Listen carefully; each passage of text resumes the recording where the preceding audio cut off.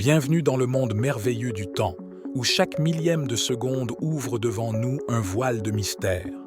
L'ère de l'horloge solaire. Revenons à une époque où les horloges étaient considérées comme un luxe et où le temps s'écoulait au rythme de la nature.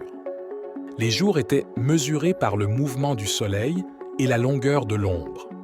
Les minutes et les secondes, elles étaient les héros invisibles du temps, échappant à l'attention des civilisations anciennes.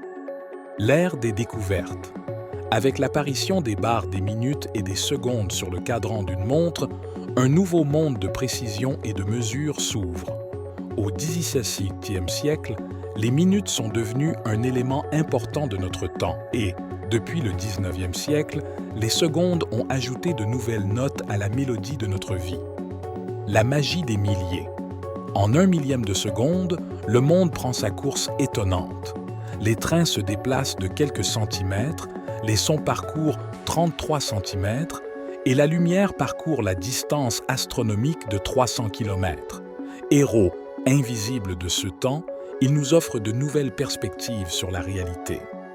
Plus vite qu'un clin d'œil. Nos petits amis, les insectes, nous montrent d'étonnantes astuces de vitesse. Les moustiques peuvent battre des ailes 500 fois par seconde, créant une micro-symphonie de mouvement. En comparaison, notre mouvement le plus rapide, le clignement d'un œil, devient un événement épique qui dure 400 millièmes de seconde. De nouveaux horizons de perception. Imaginez que nous puissions voir et sentir chaque millième de seconde. Notre monde serait rempli de couleurs, de mouvements et de merveilles incroyables qui changeraient notre perception de la réalité. Avec cette disposition de notre système nerveux, nous verrions le monde qui nous entoure transformé au point d'en être méconnaissable. La description de ces images étranges qui se présenteraient alors à nos yeux a été donnée par l'écrivain anglais Wells dans l'histoire The New Accelerator. Les héros de l'histoire ont bu un mélange fantastique qui agit sur le système nerveux de telle sorte qu'il rend les sens réceptifs à la perception distincte de phénomènes rapides. Voici quelques exemples tirés de l'histoire. Le verre descendit lentement. Guy Byrne passa sa main autour du verre, au-dessus et au-dessous. J'ai regardé par la fenêtre.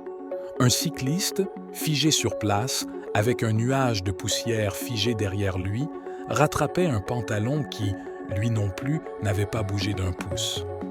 Notre attention fut attirée par l'omnibus, complètement pétrifié. Le haut des roues, les jambes du cheval, le bout du fouet et la mâchoire inférieure du cocher, qui venait de commencer à bâiller, bougeaient tous, mais lentement. Le reste de la maladroite voiture était complètement figé. Les personnes qui y étaient assises étaient comme des statues. Un homme s'est figé au moment où il faisait des efforts inhumains pour plier un journal dans le vent. Mais ce vent n'existait pas pour nous, tout. Ce que j'ai dit, pensé et fait depuis que l'accélérateur est entré dans mon corps n'a été qu'un clin d'œil pour tous les autres hommes et pour l'univers tout entier. Vous serez probablement intéressé de savoir quel est le plus petit intervalle de temps mesurable par les moyens de la science moderne. Au début de ce siècle, il s'agissait de 10 millièmes de seconde. Aujourd'hui, un physicien dans son laboratoire peut mesurer un trillionième de seconde. Cet intervalle est à peu près autant de fois plus petit qu'une seconde entière, qu'une seconde est plus petite que 3000 ans. Rejoignez-nous dans cet étonnant voyage à travers les mystérieux couloirs du temps et découvrez un monde où chaque instant est un univers de merveilles.